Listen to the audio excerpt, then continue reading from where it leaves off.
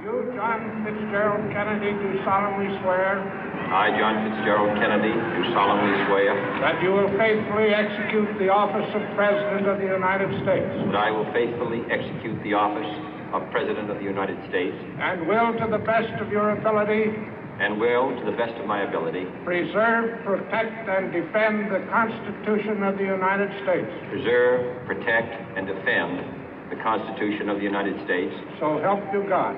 So help me God.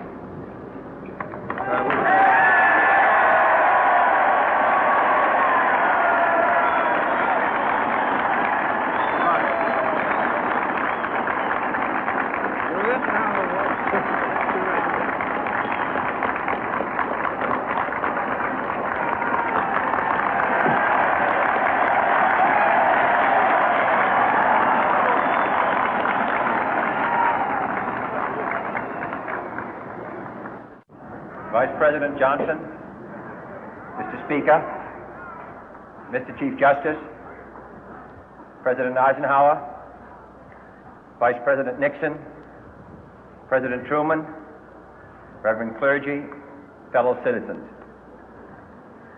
We observe today not a victory of party, but a celebration of freedom, symbolizing an end as well as a beginning, signifying renewal as well as change.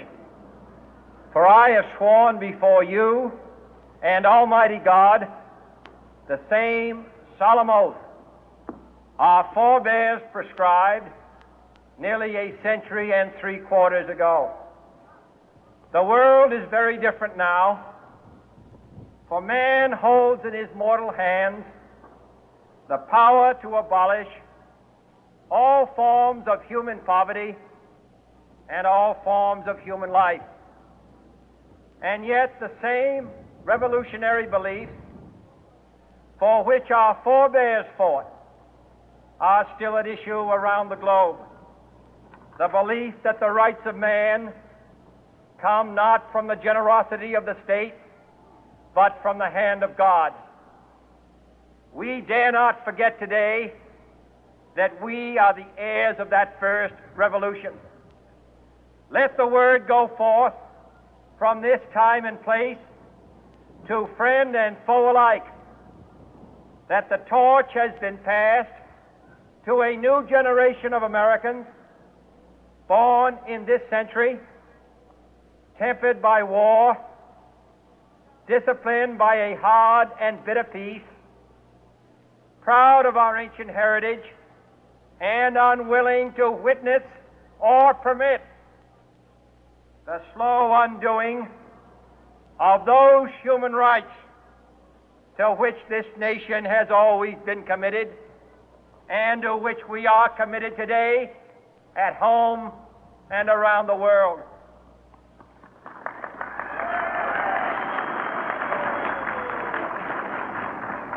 Let every nation know, whether it wishes us well or ill, that we shall pay any price, bear any burden, meet any hardship, support any friend, oppose any foe to assure the survival and the success of liberty.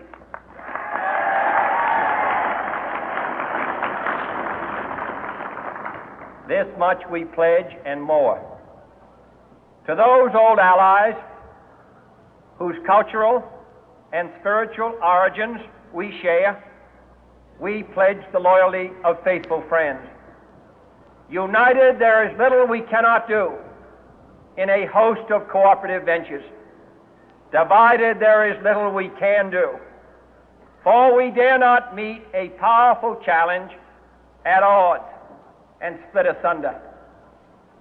To those new states whom we welcome to the ranks of the free, we pledge our word that one form of colonial control shall not have passed away, merely to be replaced by a far more iron tyranny. We shall not always expect to find them supporting our view, but we shall always hope to find them strongly supporting their own freedom, and to remember that in the past, those who foolishly sought power by riding the back of the tiger ended up inside.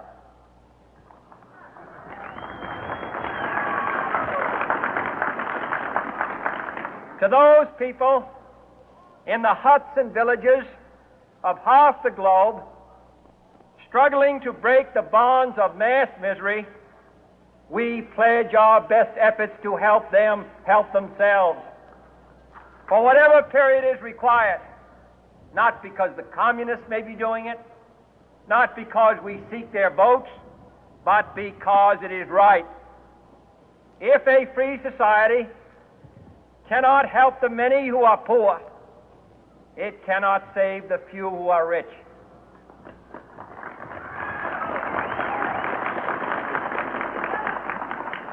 To our sister republics south of our border, we offer a special pledge to convert our good words into good deeds, in a new alliance for progress, to assist free men and free governments in casting off the chains of poverty. But this peaceful revolution of hope cannot become the prey of hostile powers. Let all our neighbors know that we shall join with them to oppose aggression or subversion anywhere in the Americas. And let every other power know that this hemisphere intends to remain the master of its own house.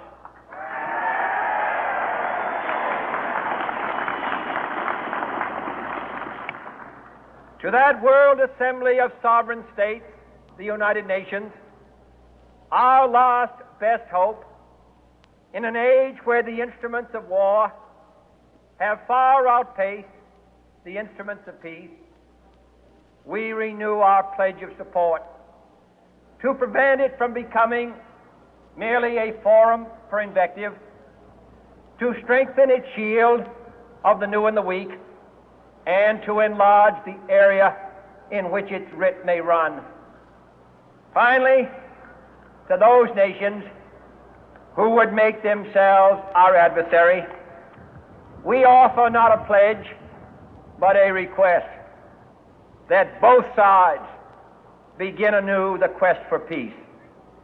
Before the dark powers of destruction, unleashed by science, engulf all humanity in planned or accidental self-destruction, we dare not tempt them with weakness, for only when our arms are sufficient beyond doubt can we be certain beyond doubt that they will never be employed.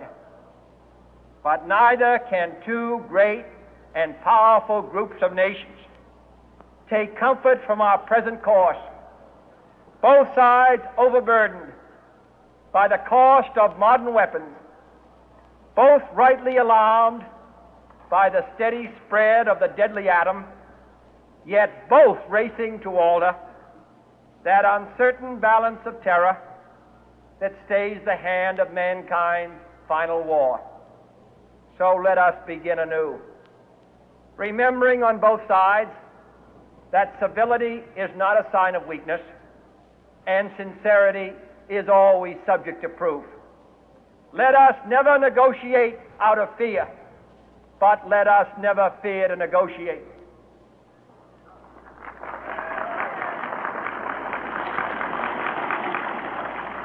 Let both sides explore what problems unite us, instead of belaboring those problems which divide us. Let both sides, for the first time, formulate serious and precise proposals for the inspection and control of arms, and bring the absolute power to destroy other nations under the absolute control of all nations.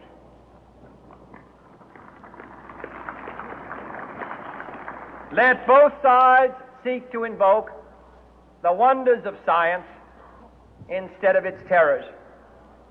Together, let us explore the stars, conquer the deserts, eradicate disease, tap the ocean depth, and encourage the arts and commerce.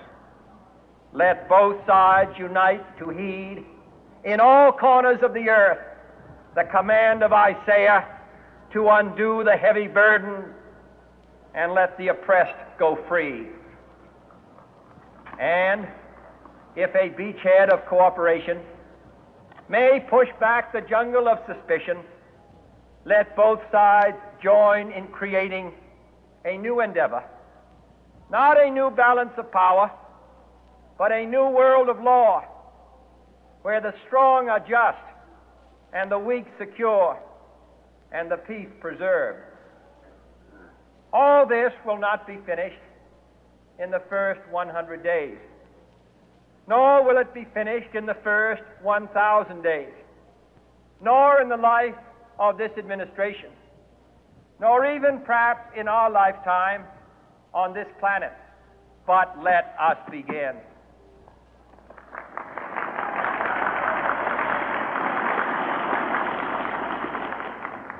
In your hands, my fellow citizens, more than mine, will rest the final success or failure of our course.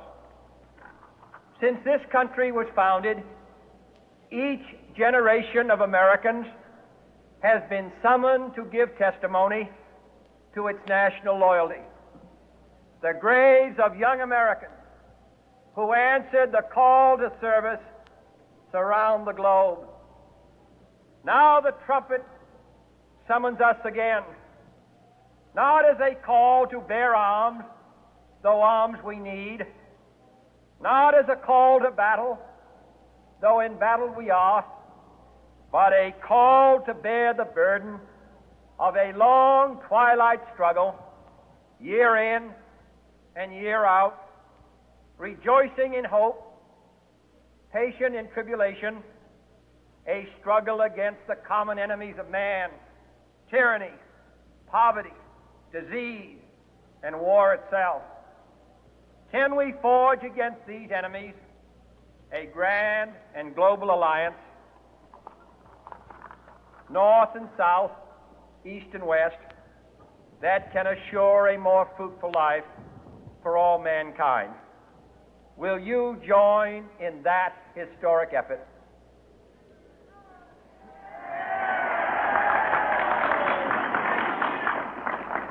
In the long history of the world, only a few generations have been granted the role of defending freedom in its hour of maximum danger. I do not shrink from this responsibility. I welcome it.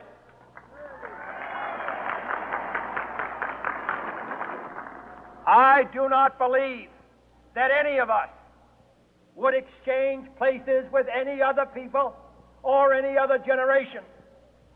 The energy, the faith, the devotion which we bring to this endeavor will light our country and all who serve it. And the glow from that fire can truly light the world. And so, my fellow Americans, ask not what your country can do for you, ask what you can do for your country.